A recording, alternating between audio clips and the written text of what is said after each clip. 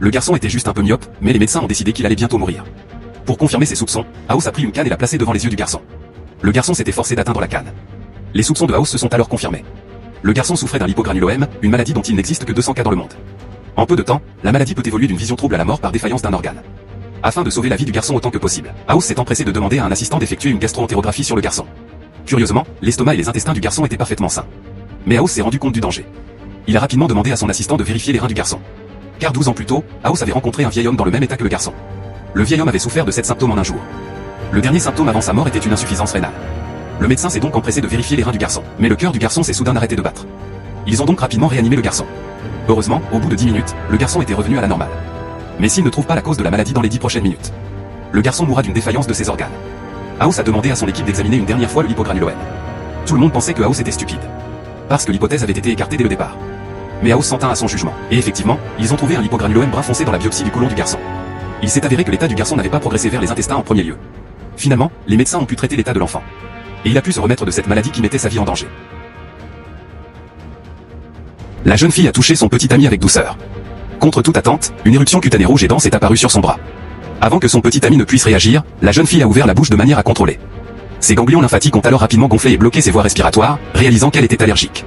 La jeune fille a rapidement rampé jusqu'à la table de chevet pour obtenir de l'épinéphrine. Mais à ce moment-là, elle n'a plus aucune force. Elle s'est effondrée sur le sol et a roulé des yeux. Son petit ami n'avait aucune idée de ce qui lui arrivait. Heureusement, sa mère est arrivée à temps. A pris l'adrénaline et l'a injectée à sa fille. Cela a permis d'éviter une tragédie.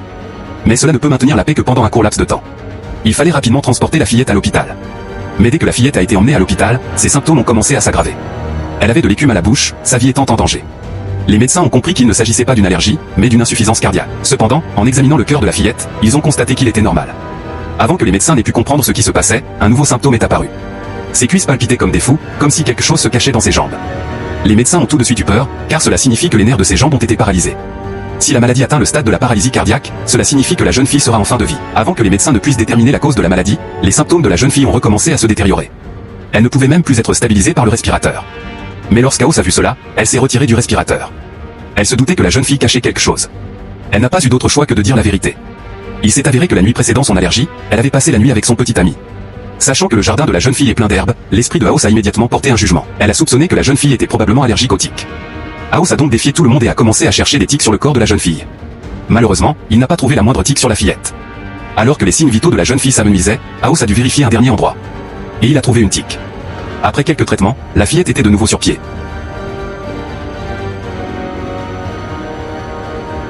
Un homme obèse de 800 livres est mort depuis 3 jours et tout le monde s'en moque. Les pompiers ont essayé de transporter le corps pour l'incinérer.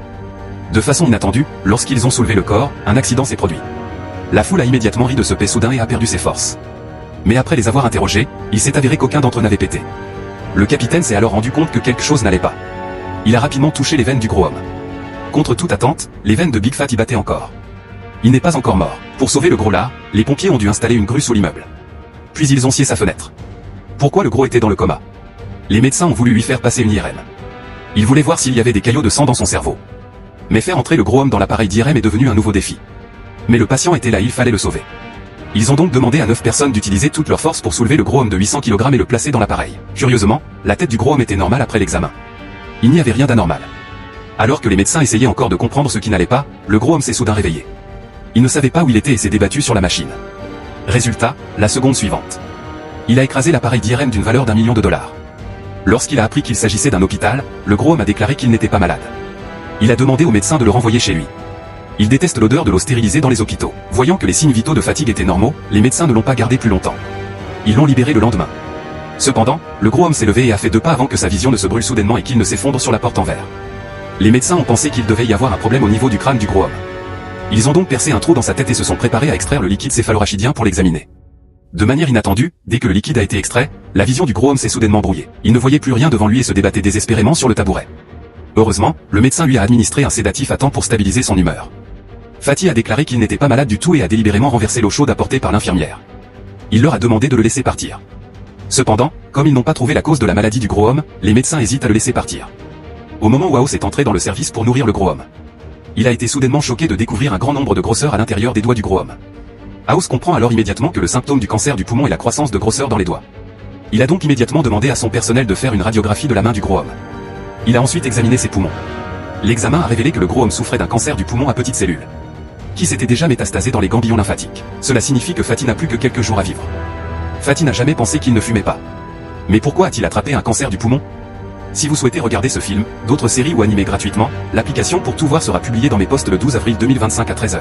Si tu as aimé cette vidéo, abonne-toi et réagis à la vidéo pour recevoir nos applis gratuites pour regarder tous les films et séries. Profitant aussi pour découvrir d'autres résumés captivants déjà disponibles pour toi. Merci d'avoir regardé et à très bientôt dans une prochaine vidéo.